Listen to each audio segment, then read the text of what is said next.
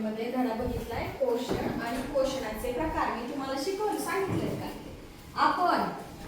आपण का जेवतो, आपण सगळे का जेवण करतो, है की नाही? आपण का जेवतो म्हणजे आपण सगळे का जेवतो.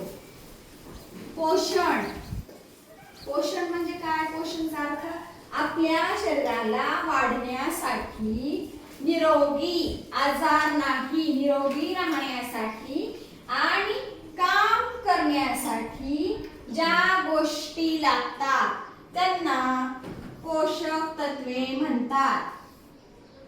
आपलं शरीर स्वतःच काय करतो? आपण आराम करतो का? सारखं काम करतो, खेळतो, अभ्यास करतो, आपल्या शरीराची हालचाल होती, हो की नाही? त्यासाठी काय आपण जेवण करतो का? नाही करत. आपण सगळे जेवण करतो आपल्या शरीराला वाढण्यासाठी. वाढ होती. तुम्ही छोटे राहता का? सगळे छोटे मग मोठे होता का? अन्न खाता, मग शरीराची वाढ होते की नाही? पोषक तत्वे आपल्याला मग कशातून मिळतात? आपल्याला सगळी पोषक तत्वे, महत्त्वाचे घटक अन्नातून मिळवण्यासाठी आपल्याला पोषण, हे आपल्या शरीराचं पोषण खूप आवश्यक आहे.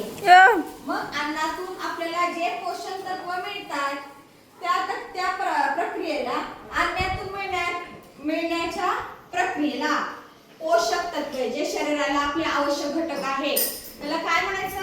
त्याला म्हणायचं पोषण. बोला सगळे पोषण.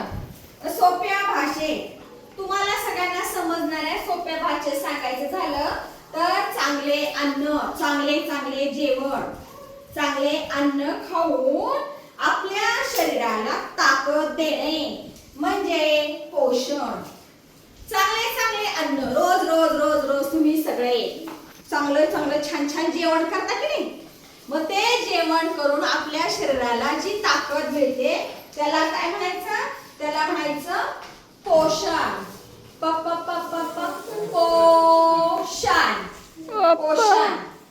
मग पोषण तत्वाचे, हे जे पोषण आहे, या पोषण तत्वाचे एकूण 6 प्रकार आहेत. 1, 2, 3, 4, 5 आणि 6.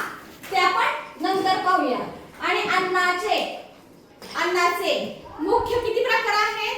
3 प्रकार आहेत. म्हणजे ज्याच्या त्याच्या कामानुसार प्रत्येक माणूस वेगवेगळ्या प्रकारची कामं करतं. कुणी बैठं काम करतं, कुणी बुद्धीचं काम करतं, कुणी श्रमाचं काम करतं. मग त्या कामाचे प्रकार किती आहेत? त्या कामाचे प्रकार आहेत 3. ह्या 2 घटक आपण नंतरच्या तासाला बघूया. इथपर्यंत तुम्हाला सगळ्यांना समजलं ना? हे इथपर्यंत ठीक आहे. नमस्ते.